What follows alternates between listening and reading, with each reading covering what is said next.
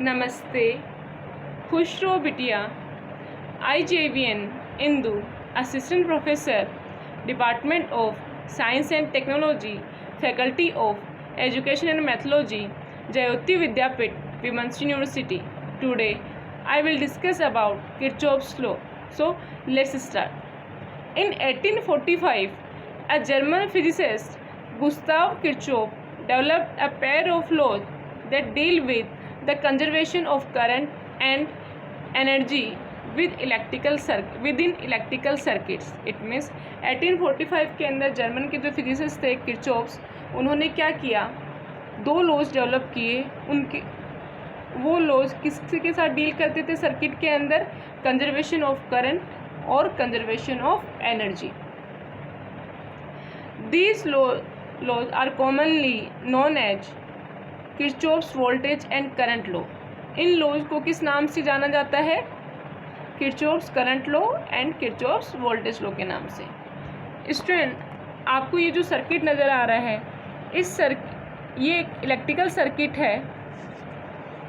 तो इस प्रकार के सर्किट्स के अंदर किस प्रकार हम लोग किर्चॉफ्स करंट लॉ को अप्लाई करेंगे और किस प्रकार हम लोग किर्चॉफ वोल्टेज लॉ को अप्लाई करेंगे, तो वो सब जानने से पहले हमें देखना होगा कि इन दोनों लॉज का स्टेटमेंट क्या है।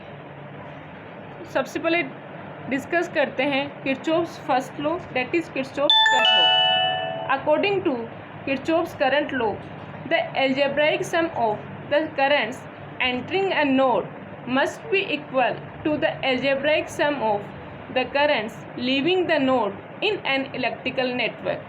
It means एक नोड के ऊपर जो करंट, जितने भी करंट एंटर हो रहे हैं उनका एल्जेब्राइक सम, और इस नोड को जितने भी करंट्स लीव कर रहे हैं उनका algebraic sum must be equal होगा किसके अकॉर्डिंग? किर्चॉफ्स करंट लॉ के अकॉर्डिंग। किसके अंदर? इलेक्ट्रिकल नेटवर्क के अंदर। स्टूडेंट्स, ये देखिए डायग्राम के अंदर यहाँ पे येलो कलर में जो नज़र आ रहा है वो एक डॉट जो नज़र आ रहा है वो नोड है। तो इस नोड में सबसे पहले देखते हैं कि इस नोड की तरफ कौन कौन से करंट आ रहे हैं। तो देखिए I1 जो है वो भी इस नोड में एंटर कर रहा है, I2 जो है वो भी इस नोड में एंटर कर रहा है, और जो I6 है वो क्या कर रहा है? वो भी इस नोड के अंदर एंटर कर रहा है।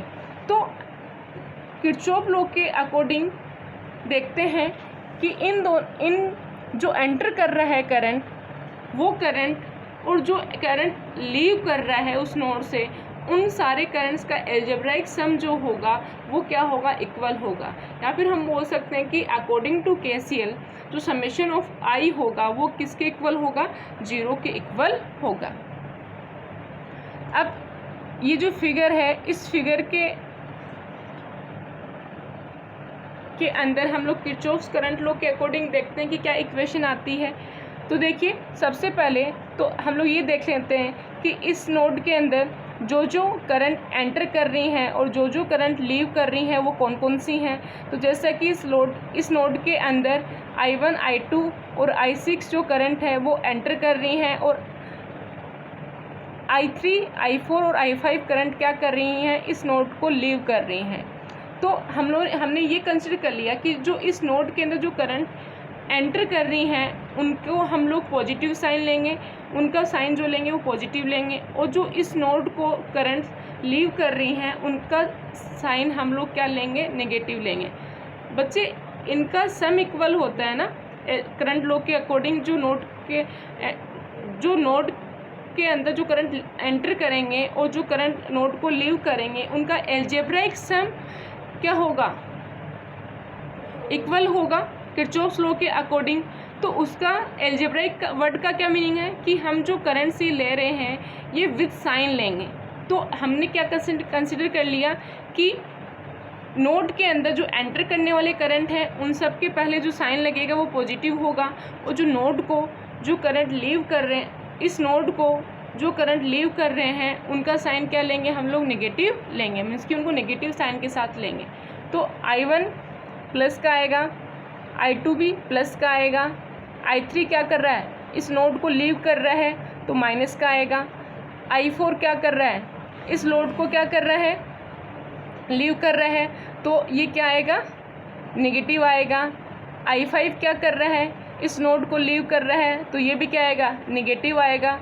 I6 जो है वो क्या कर रहा है, इस नोड में एंटर कर रहा है, तो ये क्या आएगा, पॉजिटिव आएगा। तो इनका एल्जेब्राइक सम इक्वल्स टू यहाँ पे क्या होगा, 0 होगा। तो इसको इक्वेशन नंबर 1 कंसिडर कर लिया हम लोगों ने।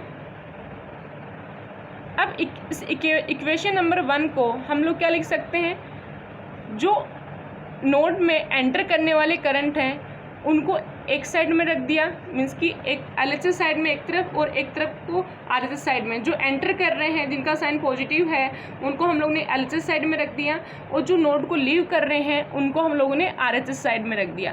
तो देखिए I1, I2 और I6 तो इस साइड में ही रहेंगे, तो ये तो पॉजिटिव है, equal -I3 -I4 -I5 equal sign के उस तरफ जाएंगे, तो ये क्या हो जाएंगे, इनका साइन चेंज हो जाएगा और ये क्या हो जाएंगे, पॉजिटिव हो जाएंगे। तो KCL के अकॉर्डिंग क्या होता है, sum of incoming currents equal to sum of outgoing current होता है। तो यही किरचॉफ का करंट लॉ है कि उसके अकॉर्डिंग किसी भी नोड के ऊपर जो करंट्स एंटर करेंगी और जो करंट्स लीव करेंगी, तो उन दोनों का एल्जेब्राइक सम जो होगा वो क्या होगा, इक्वल होगा। या फिर आप बोल सकते हैं कि जो समेशन I इक्वल्स टू क्या होगा, 0 होगा। समेशन I इक्वल्स टू 0 क्यों होगा बच्चे, क्योंकि देखिए जो करंट नोड के अंदर एंटर कर रही हैं, सपोज उनका एल्जेब्राइक सम 5 एम्पियर है, ठीक है, और जो करंट्स इस नोड को लीव कर रही हैं उनका एल्जेब्राइक सम क्या है, 5 है। तो जब इस वाली इक्वेशन के अंदर इस वाली जो लास्ट वाली जो इक्वेशन है इसके अकॉर्डिंग क्या हो जाएगा, 5 इक्वल्स टू 5 हो जाएगा ना। तो एक 5 को इस साइड में लेके आ जाएंगे तो वो क्या हो जाएगा, माइनस का हो जाएगा। तो 5 - 5 equals to 0, it means 0 equals to 0 हो जाएगा ना। तो इसका क्या मीनिंग हुआ कि summation of I equals to क्या होगा, 0, क्योंकि उनका एल्जेब्राइक जो सम होगा वो तो इक्वल होगा।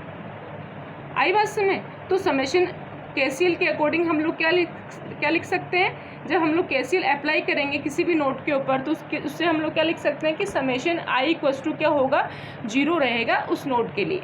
सो today I discussed about Kirchhoff's laws के अंदर क्या डिस्कस किया हमने, Kirchhoff's current law.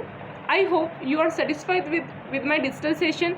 If you have any query, please mention in comment box. I will resolve it on the live session. Thank you.